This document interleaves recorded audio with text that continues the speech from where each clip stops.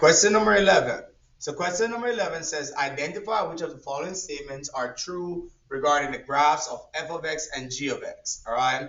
So the first thing it wants us to identify is the magnitude of the slope for f of x and g of x. All right. So let's try to identify the slope. Okay. So to identify the slope, we're going to use our rise over run. Okay. So we're going to use our rise over run. Okay. So to do that, guys, I'm going to go to one solid point and go to another solid point. So here for f of x, this is a solid point. This is another solid point. To get from here to here, I would need to first go down 2 times. So again, your up and down would represent your numerator. Because you went down, it would be a -2. Then you went to the right once, so that would be a +1.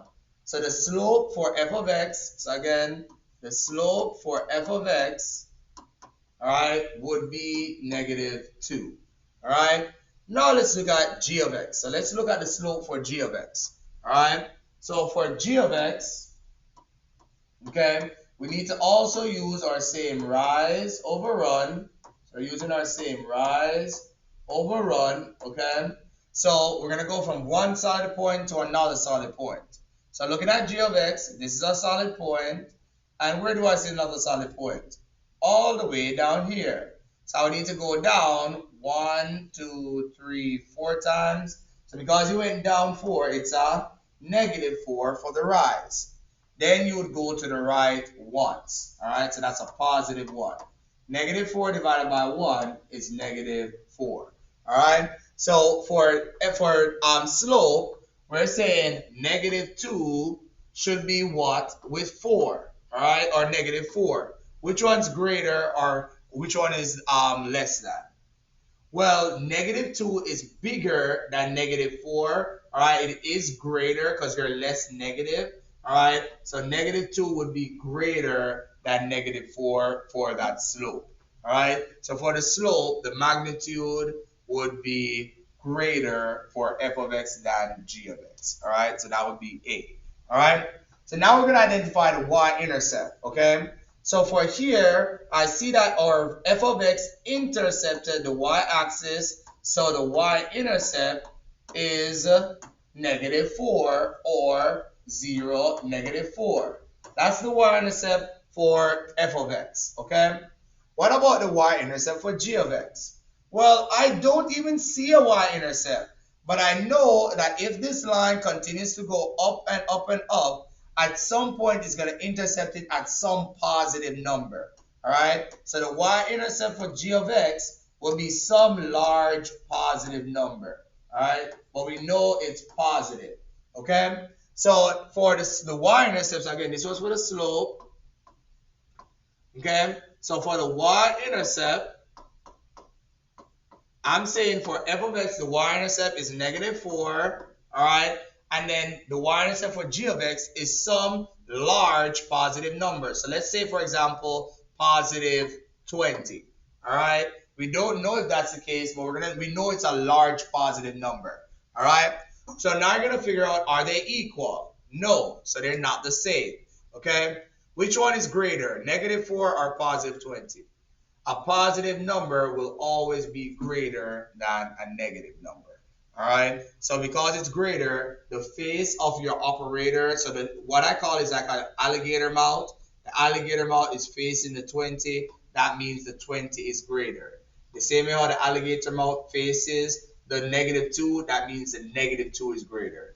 Here we're saying the 20 is greater than the -4. All right, so the answer for this part would again, oh no, because that's g of x. Okay.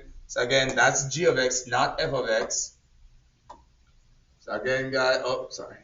So again, this is still, for example, 20, okay? But this is for g of x. This is for f of x, okay? So in this case, we're saying g of x is greater than f of x, okay? So g of x, so in this case, f of x would be less than g of x. So again, f of x is less than g of x. Okay, so what about the x-intercept? Well, I see the x-intercept for f of x right here. All right. So that x-intercept would be -2, 0. All right.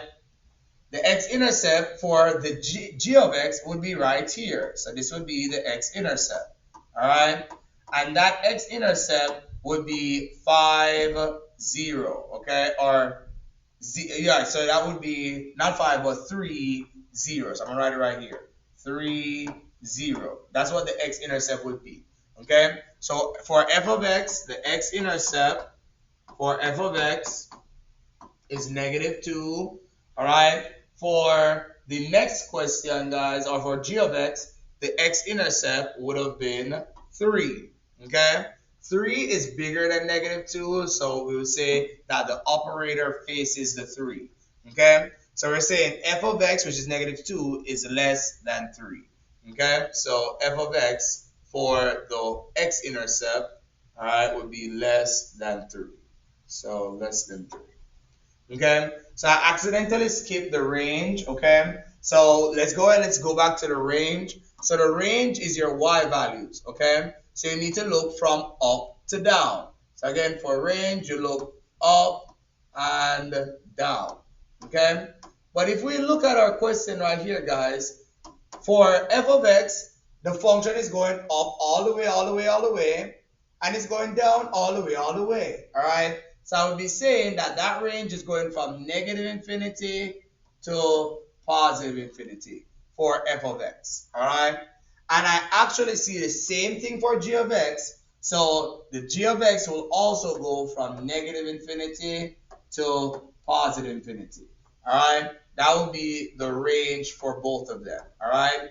Because both of them are going from -infinity to +infinity, they are the same. All right. So the ranges are the same. Now we're going to look at domain. Domain goes from left to right. So again, we're going to do now domain. All right. Domain goes from left to right. Okay. But if we see from left to right, it's going all the way to the left, all the way to the right. So I'll be going from -infinity to +infinity. All right. And I see the exact same thing for f of x. All right. Or for g of x. So this would be the same. All right. So again, guys, those answers would be the answers you would select: A, C, B, C, B. All right. So again, guys, those are your answers.